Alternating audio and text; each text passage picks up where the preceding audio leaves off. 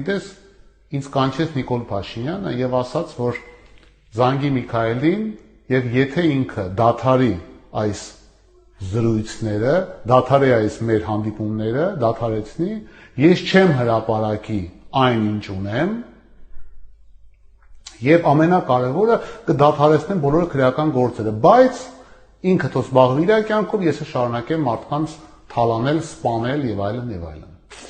Ես մերժեցի մեր բարեկամին, մեր ընտանեկան բարեկամին։ Եվ երբ ինքը ինձ հարցրեց, ինչու ես մերժում, դե ինչ ես ուզում։ Ես իրեն պատմեցի մի պատմություն։ Բայց մինչև այդ պատմություն պատմելը, որը հիմա ձեզ եմ պատմելու, ես իրան ասացի, ես ինչ չեմ կարող ներել, որովհետև ես չեմ կարող թողել Հայաստանը Նիկոլ Փաշինյանի հույսին, որովհետև այն ինչ ինքը անում է, դու էլ ես տեսնում։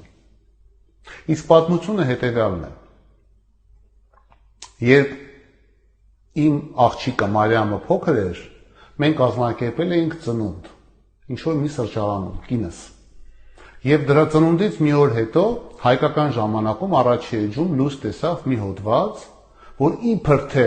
իմ աղջիկը ձեռքին կրում էր ադամանդներով ինչ-որ շղթա, խոսքը գնում է 2 թե 3 տարեկան երեխայի մասին։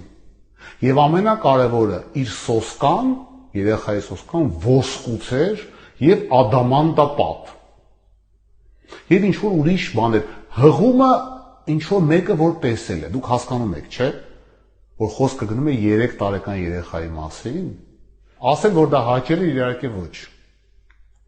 Բայց կինս ավելի ծանր տարավ այդ պատմությունը, որովհետեւ տկեղ պատմություն, ամբողջ քաղաքը սկսում է, գիտեք, սկսում են խոսալ, է ճիշտ է, սուտ է եւ այլն, ինչևից է։ Մյուս օրը իմ կյանքում հայտնվեց Նիկոլ Փաշինյանի մտերիմ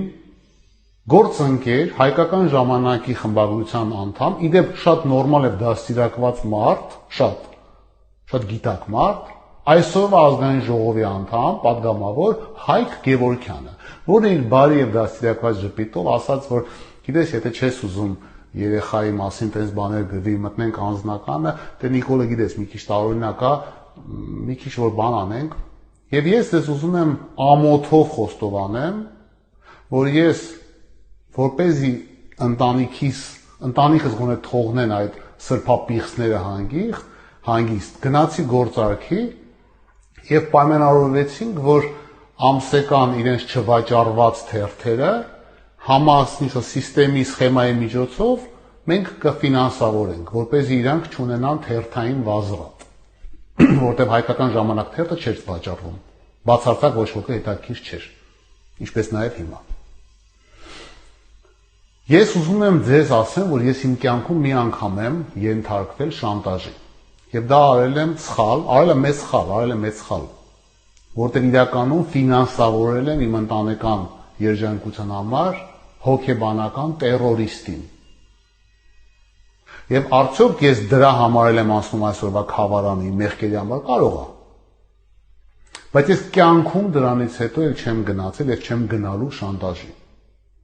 Կյանքում։ Պարոն նախագահ Խաչատուրյան, դուք ինչպես կարձագանքեք։ Պարոն Ալիևի խոսքերին ավելացնելը դժվար է։ Ես կարող եմ կրկնել նույնը, միանշանակ, որովհետև մենք մեր տրամադրություններն են այդպիսին եւ մեր պատկերացումներն են այդպիսին։ Ավելին ասեմ, այսօրվա այս փոփոխվող աշխարհում շատ ավելի կարևորում է հենց եւ Միջին Միջանցքի դերը եւ Հարավային Կովկասի դերը եւ նոր լոգիստիկ հնարավորությունների դերը շատ ավելի կարեւորում են։ Եվ այս առումով մեր տարածաշրջանի ավելի կարեւոր նշանակություն է ստանալու թեկուզ եւ Եվրոմիության համար, եվրոպական երկրների համար, ինչու՞ չէ նաեւ հեռավոր արևելքի երկրների համար։